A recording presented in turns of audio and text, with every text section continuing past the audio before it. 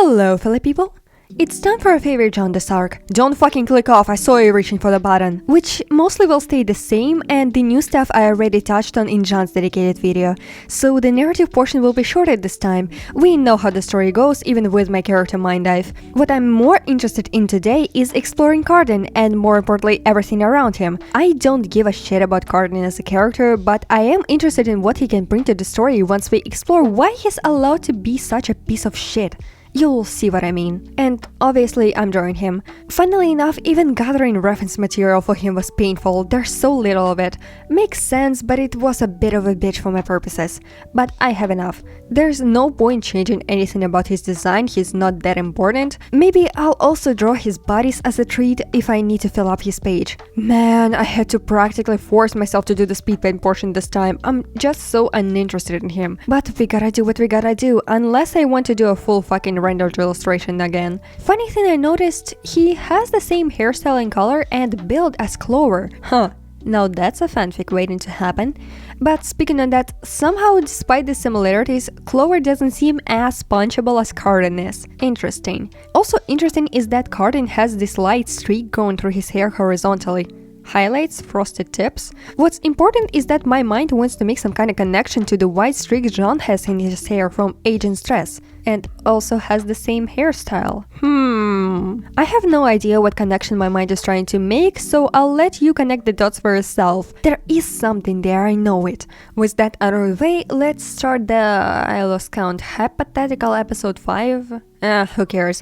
Up to Weiss and Yang's mini-arc, which, because I did a bit of legwork in previous episode, won't suddenly come out of nowhere distracting from the other plotlines. The first few episodes are for the establishment of characters and their future journeys. We established Weiss's defrosting, Yang's search for Raven and fear of abandonment, Ruby's arc of being a proper leader that's gonna devolve into tea later on, and even Pyrrha's pedestal issue and Rance upholding his family name. Now, it's time for the Lose a Hero arc. We hinted at it during episode 11.2, so this is a natural continuation of it. Now, let's start. Despite the few occasional wins, Jaune is still extremely underprepared for the level of training and education needed for Begin. Even with now unlocked aura, he still can't really control or use it properly, which makes him more frustrated and distracted, which leads to many lost fights in combat training classes, which only makes his confidence drop more. The hopes of getting to Begin and then cruise through it quickly getting snuffed out, as reality kicks him around while he's down. And there's another thing that low confidence attracts in school settings: bullies.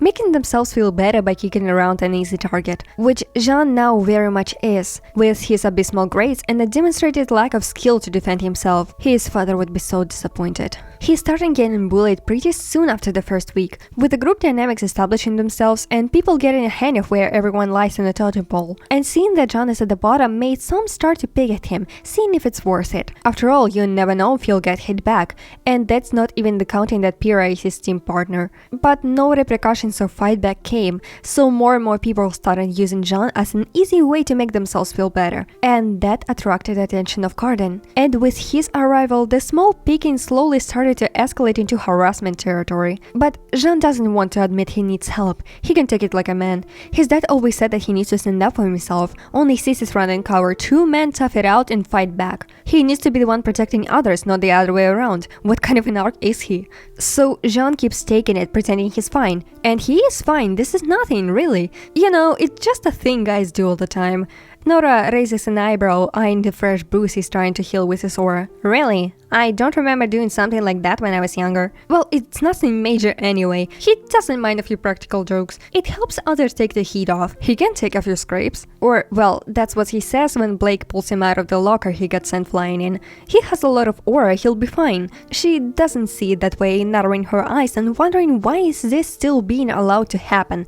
Cardin's not even trying to hide what he's doing. Jaune wants to minimize again, but notices that she's not only talking about him staring behind him. He turns to see Cardin harassing a Fauna student again. Right, he's not the only one getting this treatment. Some have it a lot worse, so he shouldn't complain. Sidebar, this is a very bad way of thinking. It makes sense for Jaune to feel like that now, but you shouldn't minimize your issues, or even worse, others' issues, and compare them to bigger problems of some other people somewhere out there. That's a toxic mindset waiting to happen. Now back to Jaune's POV. What he should focus on instead is class. He may suck at combat, but maybe he can at least bring up his grades and everything not related to it. He tries to cram the workbooks all night, reading and rereading them. But when it's time to answer in class, it's all gone. He tries again, physically feeling the words not comprehending themselves in his brain, the text getting foggy as he catches himself rereading the same sentence over and over. He can't concentrate.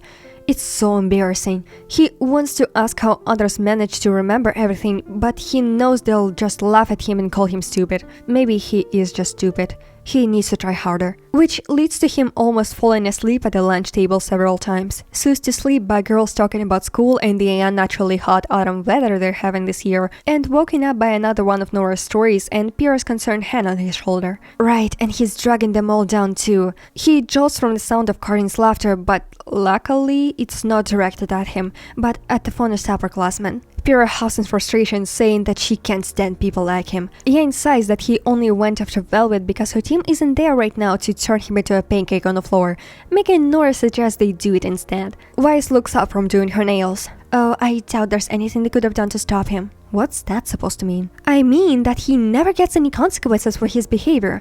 I reported him to Professor Goodwitch several times already for disrupting class, but he's always back at it again in a few days, a week tops. We can still break his legs and get in trouble for it while he gets to walk free. Well, in a couple of days after his legs heal. And who's to say he won't try to retaliate against you next? Not in combat. Weiss gives Nora a meaningful look. Nora's eyes darken. Either way, Professor Goodwitch told me to keep reporting any unfitting behavior from him, so please keep doing so. I hope all those reports will add up into an expulsion. The only thing John's tired mind processed out of that was Cardin can't be stopped, and next time he started processing again was Dr. Oobleck expecting an answer out of him for some question about a war general, and he only made himself look like a fool again. He should have guessed the answer was night vision. He just read about it this morning, and now he has a lot more reading to do. Not like he'll retain any out of it with his current track record. Pira brings him to the rooftop near the dorm, and we know the rest, including the admittedly very funny dog joke. Pira, I know I'm going through a hard time right now, but I'm not that depressed. I can always be a farmer or something. No!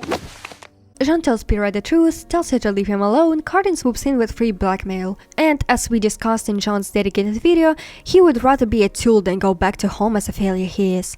You know what we also established in previous episodes? Cardin's existence. And with a few tiny scenes and mentions, we already established that he's an asshole and a racist. That being his short temper and remarks about Anne and her class, mentions that he's picking on Velvet and that it's very much like him to put someone's shoes up in a high place to make fun of them. It paints a picture before we even properly meet him, and that's a good thing. Now, it doesn't feel like he spawned in as Jaune's bully. No, he is a bully, but Jaune is just one of his victims. They exist as their own people. It just happens that this is where the stories connect for a bit. Fleshing him out like this helps remove him from the mindless bloat pool. He's now not just a cardboard cutout taking up space, but a minor character that will serve his purpose, and then we can move on from him. Again, it's the cardboard cutouts that make it feel like bloat, not the other way around. For the next part of the story, I would have to dive into Cardin's character, finally getting to the idea I was talking about. And before we start exploring that, I am obligated by myself to give a disclaimer. Everything I say in this episode and everything that will be used later in the series resulting from this episode is purely my speculation, analysis and headcanons, as well as my original ideas.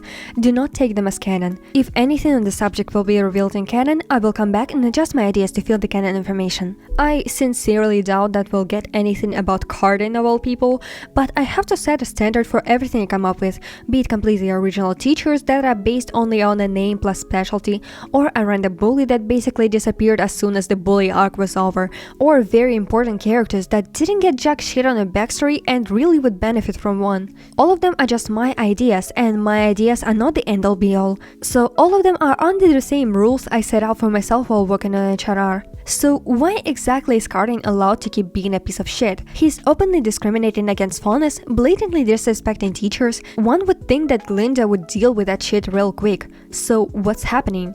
Well, what if it's not that she doesn't want to deal with it, but that she's trying to and it has no effect? Because Cardin's got a classic case of too important to follow rules. His daddy is on the Bell Council, and his mommy is the classic my sweet angel can do no wrong type of boy mom Karen. One always accuses his behavior with full blinders on, and the other has enough power to cover up any wrongdoings. which of course leads to Cardin growing up as an entitled piece of shit, with no regard for rules or morals, because he never felt any consequences for his actions. I don't think I need to explain it further with examples, because those types of people are very real and more common than one would think. Let's dive in a bit more into it after we recap the rest of Jaunedice arc. There are only a few new things, and I discussed most of what I added to it in Jaune's dedicated video. Over the next several weeks, Jaune turned basically into an errand boy. He knows that his friends are very confused and upset with him. He knows Pyrrha is angry at him. But it's still better than returning home than being kicked out of school. Speaking of getting kicked out, Jaune also found out exactly why Cardin isn't, despite endless complaints about his behavior. Once, he saw him get a call from his mom. Mrs. Winchester talked to Cardin as if he's the kindest, the most hard-working child around, asking if everything is okay at school. And Cardin manipulated her with trained ease, pulling Jaune into the frame with him, showing him off as a new friend. That threatening edge in his voice completely lost on a woman. Cardin also told her that he's just been having a little bit of fun here and there, but everyone keeps blowing things out of proportion. And that Glinda has it out to get him for some reason. He doesn't know why she's constantly on his ass over tiniest things. And his mom easily bought it all, nodding and saying that she's gonna tell his father about this. Maybe he'll finally convince Osmond to get rid of her if she can't keep her authority in check. And oh, she knew those reports they've been getting are exaggerated. No way her good kind boy is bullying everyone. People are so sensitive these days. There are several racist remarks about fondness in there, and some about people trying to get to Mr. Winchester through Cardin. But Jaune heard enough to realize that Weiss was right. He is basically untouchable. Not with that kind of mother. Oh, his own mom heard something like that, she would have kicked his ass first, asked questions later. They really are screwed. But that's not the only thing Jaune finds out in the time he's forced to spend with Team Cardinal. He also finds out that there's actually a method to Cardin's attacks on people. He knows he can get away with a lot, but that doesn't mean he can't be hit back. So he only targets those who can't fight back. Because he's a little bitch. For example, for as many jokes he has about Ruby, he knows Yang will murder him on the spot.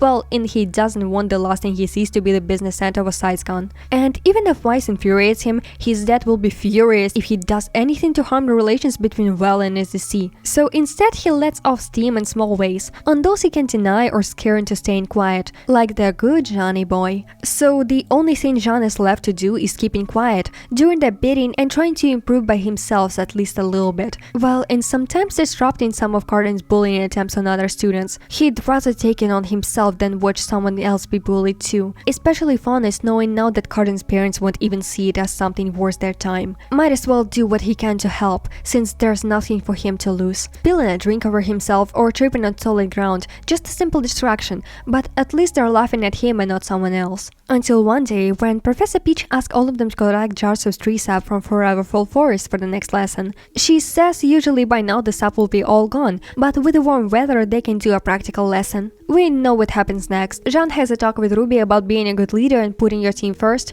Oh my sweet girl, how it will come to bite you in the ass 8 volumes later. With an extra little moment of Jaune apologizing for missing her birthday, because Cardin got him running around all day that time, some continuity. Cardin wants to force Jaune to throw a jar at Pyrrha, but he refuses, they get into a fight, and Ursa comes, attacks Cardin, Jaune manages to defend them both, and, with a knowing assist from Pyrrha, decapitates it. Now Jaune has something to hold over Cardin. Not just the I saved your life, but he can adjust the truth a little bit, spare a silly rumor about how Cardin pissed his pants while trying to run from an Ursa, or something as dumb and embarrassing like that, which nobody would be able to confirm nor deny.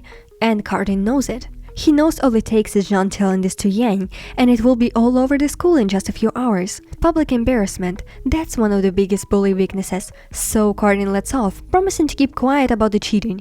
Life for a life-changing secret. Not like he needs his secrecy. He's done.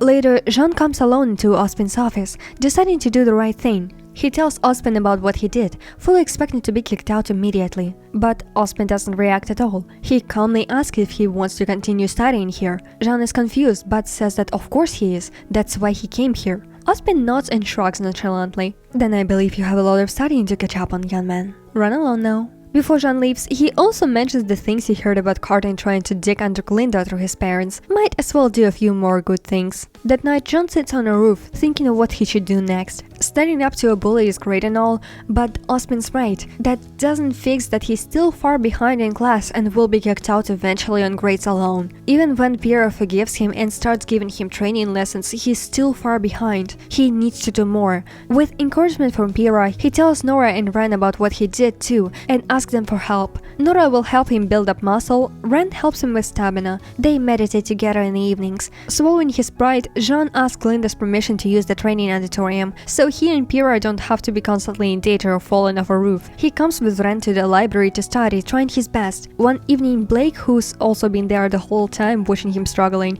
points out what he's been doing wrong. Cramming like this never works. He needs breaks, switching between reading to doing tests on the topic at least. She shares her own study plan, so he can follow along using her method. He asks why she's helping him. Blake just shrugs. She noticed him distracting Cardin from fun students. A little kindness for a little kindness. And of course, Jaune decided to use everything he learned about Cardin's tactics against him. He told Jaune about what he noticed, asking her to secretly spread it around through her friend circles, so people would be aware how to avoid becoming his targets. Jaune in turn offers he joins them in the morning jogs, since he could use some more training anyway, and she knows Weiss would be pissed. Oh, and they did also spread an embarrassing rumor about Cardin, one that can't be directly linked to Jaune, since anyone could have listened in, about his mom still calling him Schmoopy Pie. And that's Jaunedice arc, done in one episode with a bunch of extras thrown in for fun. Now you might be wondering, why did I make Jaune confess what he did to Osman? Well, first of all, it doesn't fucking matter since in the end he's still there, Beacon still gets destroyed, and he still grows into a proper huntsman later. Second of all, it feels very much in character that he would. He has a strong conscience, he admits when he's wrong, and it feels right for his character to do it, and it gives a viewer more reasons to find him compelling. Also, it allows us to see more of Oz and his mysterious ass, while still keeping that question that probably will never be answered.